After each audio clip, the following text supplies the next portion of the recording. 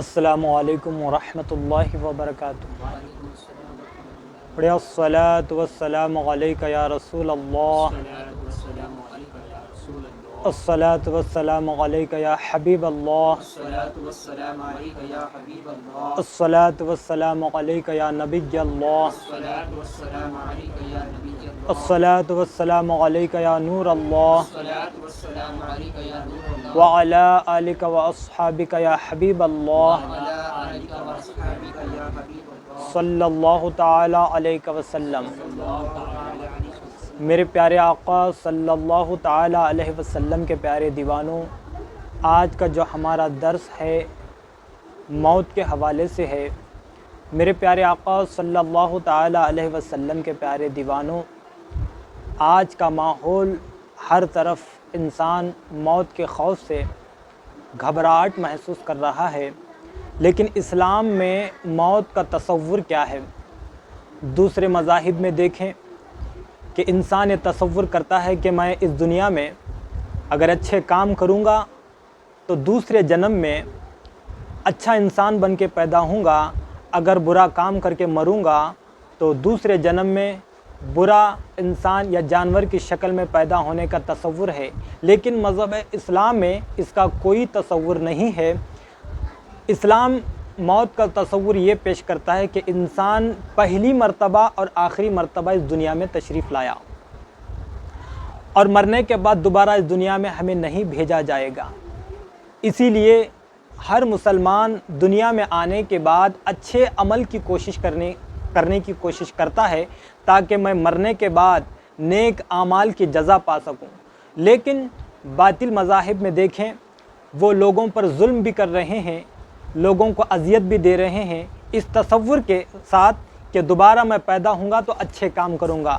لیکن میرے پیارے آقا صلی اللہ تعالی علیہ وسلم کے پیارے دیوانوں، بہت سارے نوجوان جو سوشل میڈیا کے اوپر رہتے ہیں یا یوٹیوب میں کچھ ایسی خبریں سنتے ہیں کہ مرنے کے بعد اچھے کام کرنے کا تصور جو پیش کر رہے ہیں غیر، تو اس تصور میں مسلمان بھی یہ تصور کرتا ہے کہ مرنے کے بعد اچھے کام کریں گے دوبارہ پیدا ہونے کے بعد۔ یاد رکھو میرے پیارے آقا صلی اللہ تعالی علیہ وسلم کے پیارے دیوانوں، یہ ساری باتیں اسلام کے خلاف ہیں۔ اسلام کیا تصور پیش کرتا ہے؟ آئیے قرآن مقدس میں اللہ رب العزت جو ہمیں زندگی عطا فرمایا ہے، پہلی اور آخری مرتبہ ہم اس دنیا میں آئے ہیں، اب ہمارا کام کیا ہے اس دنیا میں آنے کے بعد؟ میرے پیارے آقا صلی اللہ تعالی علیہ وسلم کے پیارے دیوانوں، موت ایک ایسی مسلمہ حقیقت ہے کہ دنیا کا کوئی مذہب، کوئی قوم اس کا انکار نہیں کرتی۔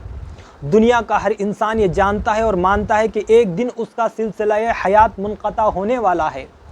ایک وقت اس پر ایسا بھی آئے گا کہ جب اس کی روح قفس انصری سے پرواز کر جائے گی۔ غرض کہ دنیا کا ہر عقل مند اس بات پر متفق ہے کہ موت کا کڑوا گھونٹ ہر انسان کو پینا ہے، اور پھر یہ بھی مسلم ہے کہ موت کا ایک وقت متعین ہے۔ موت اس وقت مقررہ سے نہ ایک لمحہ پہلے آ سکتی ہے اور نہ ہی ایک لمحہ تاخیر کر سکتی ہے۔ جب انسانی زندگی کا معیار پوری ہو جاتی ہے تو پھر دنیا کی کوئی طاقت موت کے لیے رکاوٹ نہیں بن سکتی، اور نہ ہی کوئی سائنسی حربہ اس کے لیے مانع بن سکتا ہے۔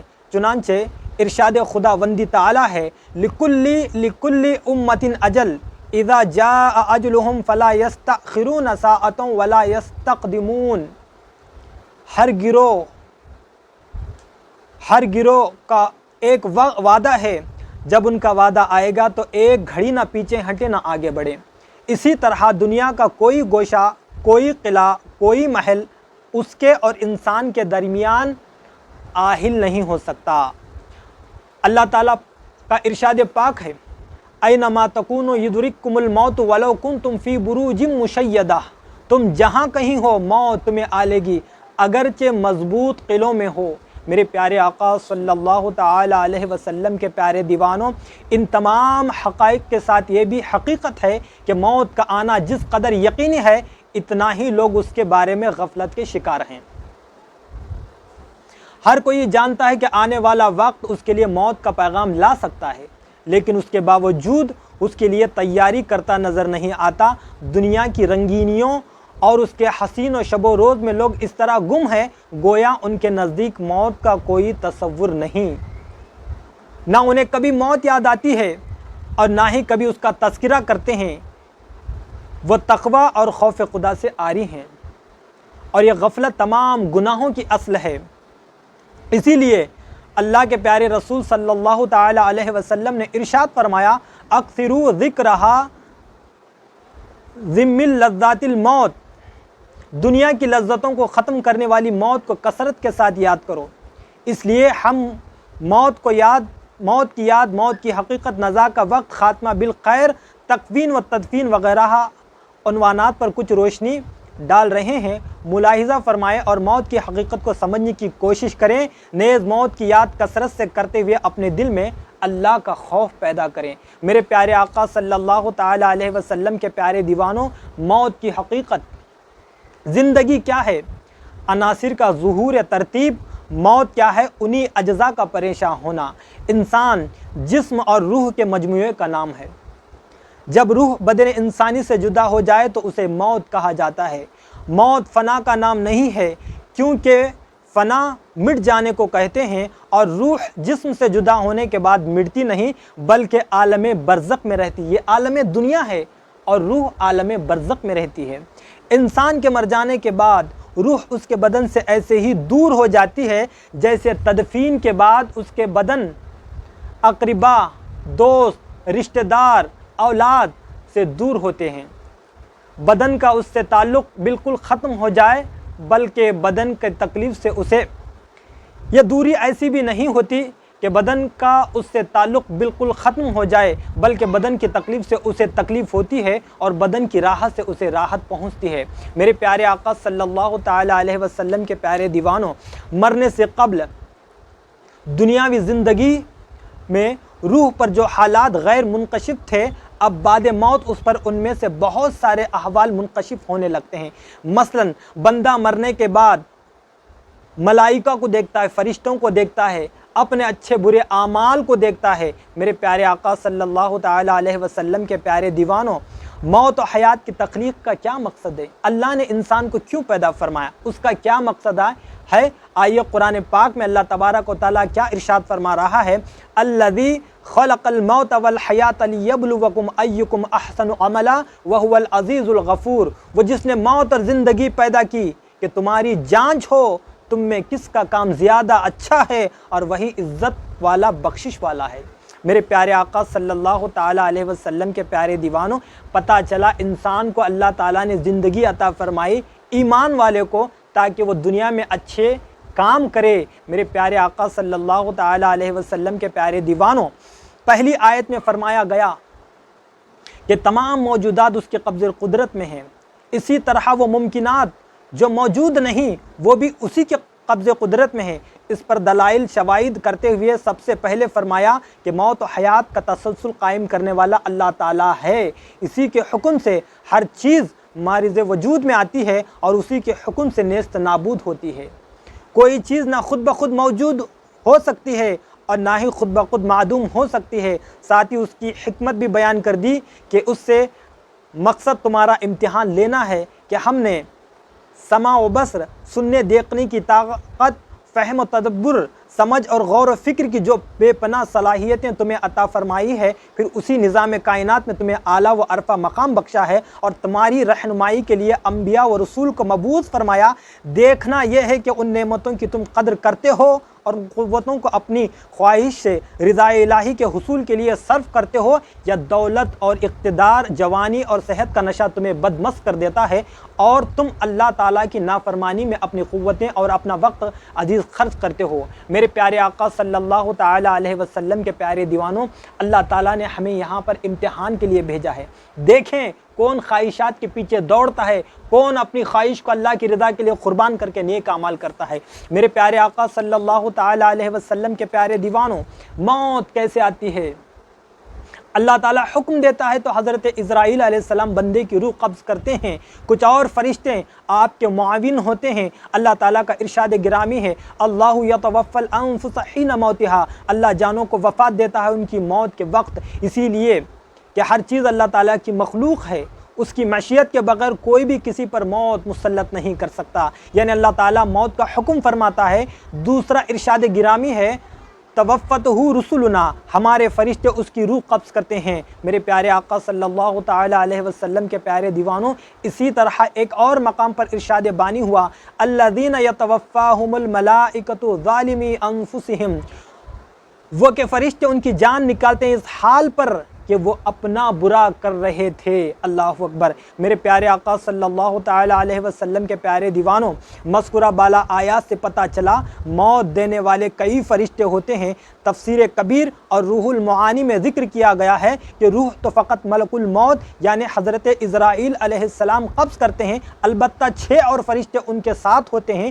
3 فرشتے مومن کی روح قبض کرنے کے بعد اپنی تحویل میں لے لیتے ہیں اور تعظیم و تکریم سے اس کو ریشمی کپڑے میں لپیٹ کر علیین یعنی جنتی مقام میں پہنچا دیتے ہیں، اور باقی 3 فرشتے کفار کی روحوں کو ایک ٹاٹ نما کپڑے میں لپیٹ کر سجین یعنی دوزخی جگہ میں پہنچا دیتے ہیں۔ میرے پیارے آقا صلی اللہ تعالیٰ علیہ وسلم کے پیارے دیوانوں، موت کا فرشتہ فرمان باری تعالیٰ ہے قُلْ يَتَوَفَّاكُمْ مَلَكُ الْمَوْتِ الَّذِي وُكِّلَ بِكُمْ ثُمَّ إِلَىٰ رَبِّكُمْ تُرْجَعُونَ، تم فرماؤ تمہیں وفات دیتا ہے موت کا فرشتہ جو تم پر مقرر ہے، پھر اپنے رب کی طرف واپس جاؤ گے۔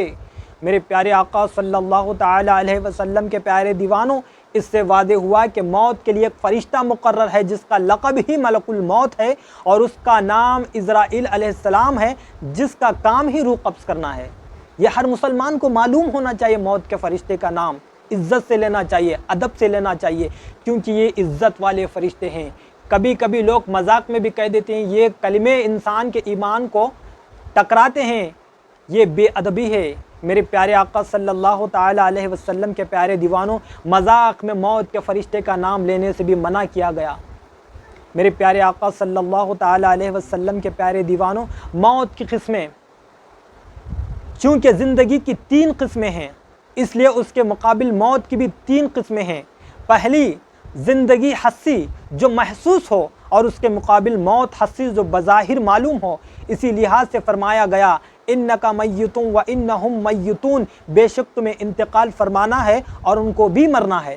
یہاں موت سے مراد حسی موت ہو جو بظاہر دیکھنے میں آئے اور جسم بے حس و حرکت نظر آئے۔ جب انسان کو ہم دیکھتے ہیں مر جاتا ہے تو ہاتھ پاؤں پیر ہلاتا نہیں، زبان سے بات نہیں کرتا، تو ہم اس موت کو دیکھتے ہیں حسی ہے، دیکھنے میں نظر آتی ہے۔ میرے پیارے آقا صلی اللہ علیہ وسلم کے پیارے دیوانوں، دوسری قسم زندگی کی حقیقی جیسے روح کی زندگی کہ وہ جسم سے جدا ہو کر بھی برقرار رہتی ہے، اس کے مقابل موت حقیقی ہے جیسے کہ قیامت کے دن جانوروں کو آپس میں بدلہ دلا کر فنا کر دیا جائے گا اور کہا جائے گا کونو ترابا، مٹی ہو جاؤ، اس دن ان کی روحیں بھی فنا ہوں گی۔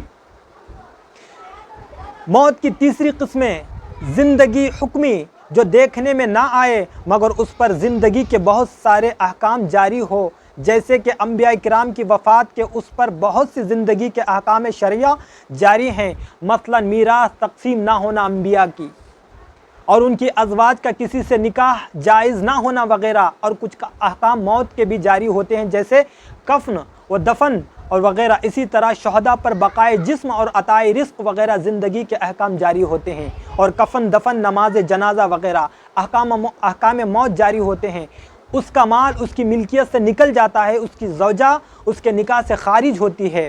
اس کے مقابل موت حکمی ہے جیسے مرتد کا بظاہر وہ زندہ ہوتا ہے، چلتا پھرتا نظر آتا ہے، لیکن اس پر موت کے احکام جاری ہوتے ہیں۔ اس کا مال اس کی ملکیت سے نکل جاتا ہے اور اس کی زوجہ اس کے نکاح سے خارج ہوتی ہے۔ میرے پیارے آقا صلی اللہ تعالیٰ علیہ وسلم کے پیارے دیوانوں، اللہ پاک قرآن مقدس میں ارشاد فرماتا ہے ہر ایک کو موت کا مزہ چکھنا ہے، وہ کتنا بھی بڑا طاقتور کیوں نہ ہو، وہ کتنا بھی بڑا مالدار کیوں نہ ہو۔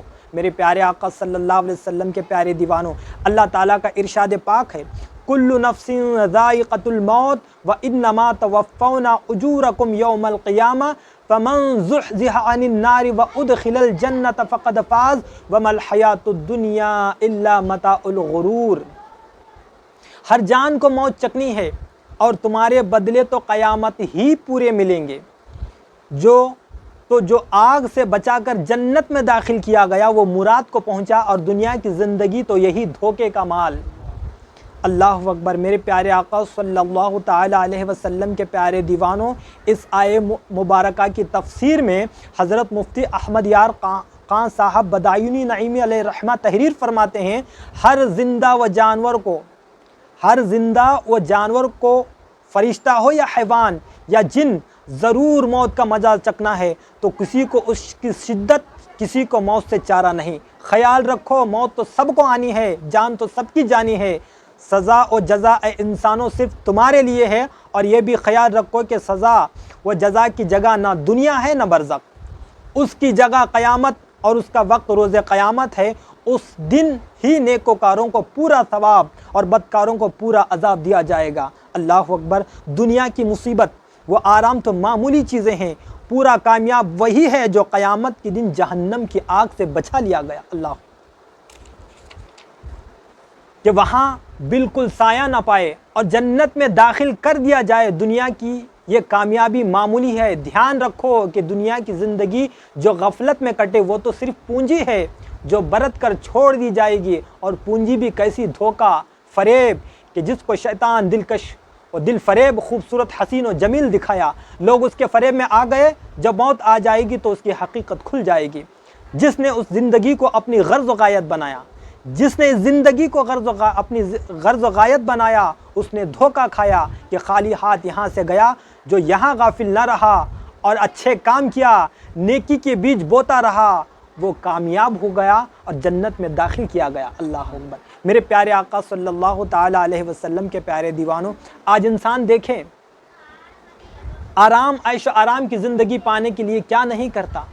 بھاگ دوڑ، محنت، نہ حرام کی تمیز نہ حلال کی تمیز۔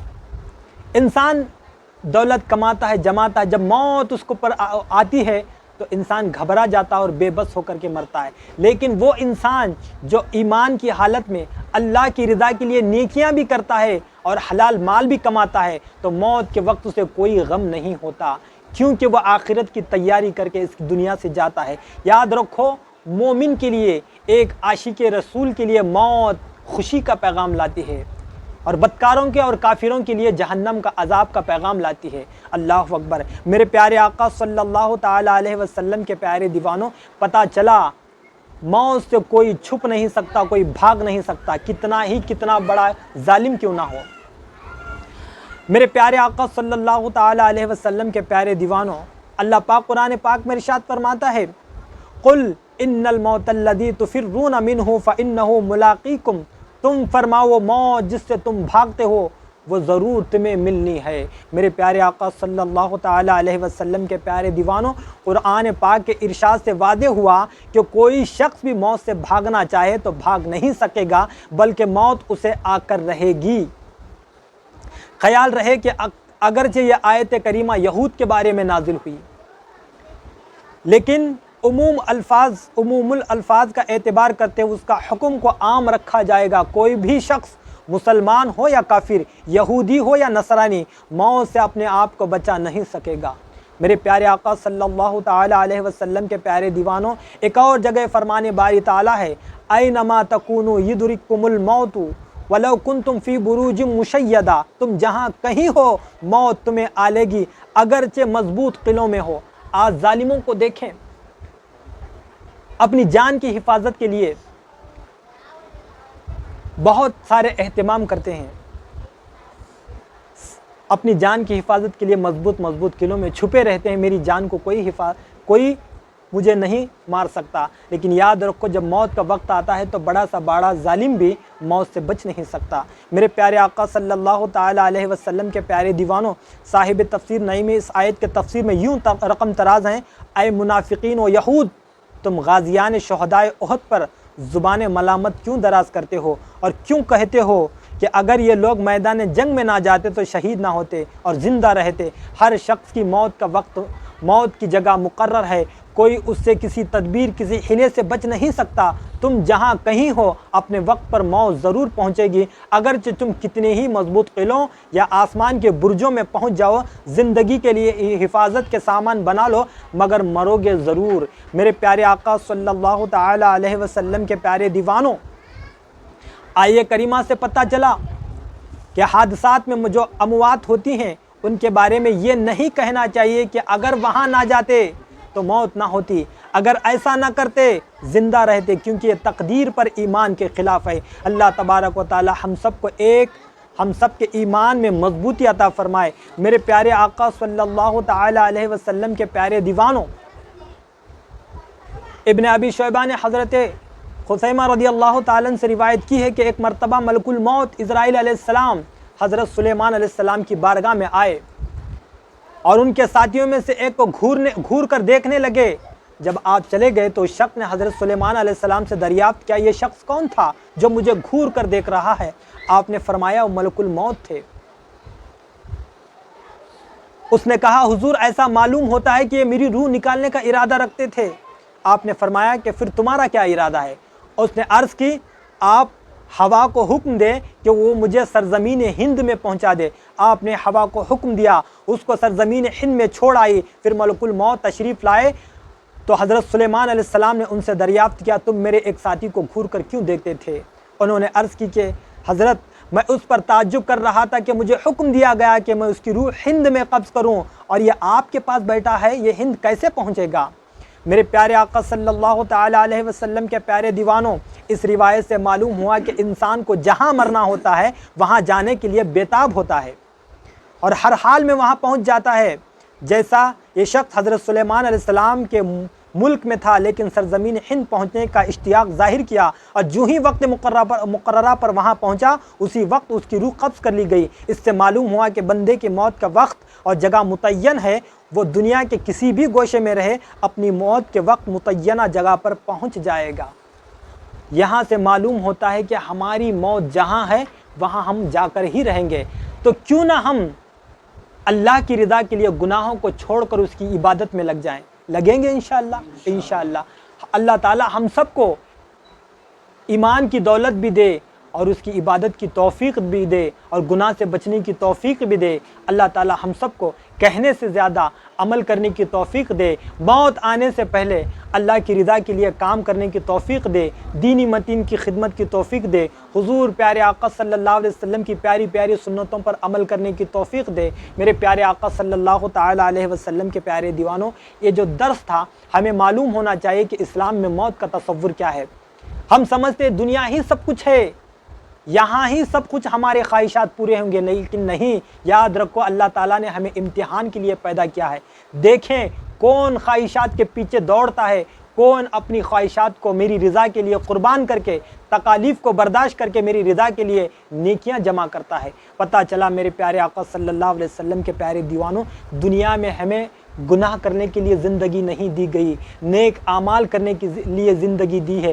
کیوں نہ اللہ تعالیٰ کی رضا کے خاطر، اس کے پیارے آقا صلی اللہ علیہ وسلم کے پیارے محبوب صلی اللہ علیہ وسلم کے رضا کے خاطر سنتوں پر عمل کرتے ہوئے دوسروں تک نیکی کا پیغام پہنچائے، سنتوں کو عام کرنے کی کوشش کریں۔ اللہ تعالیٰ کہنے سننے سے زیادہ ہم سب کو عمل کی توفیق عطا فرمائے، اور موت کے حوالے سے مسلسل درس رہے گا انشاءاللہ۔ آنے والی ویڈیوز میں ہم موت کے حوالے سے مزید قرآن و حدیث کی روشنی میں سننے کی کوشش کریں گے اور بتانے کی کوشش کریں گے۔ کہنے سننے میں مجھ سے اگر کوئی غلطی لغزش ہے تو اللہ پاک اپنے پیارے حبیب صلی اللہ علیہ وسلم کے صدقے میں مجھے معاف فرمائے۔ استغفر اللہ ربی من کل ذنب و اتوب الیہ۔ السلام علیکم ورحمۃ اللہ وبرکاتہ۔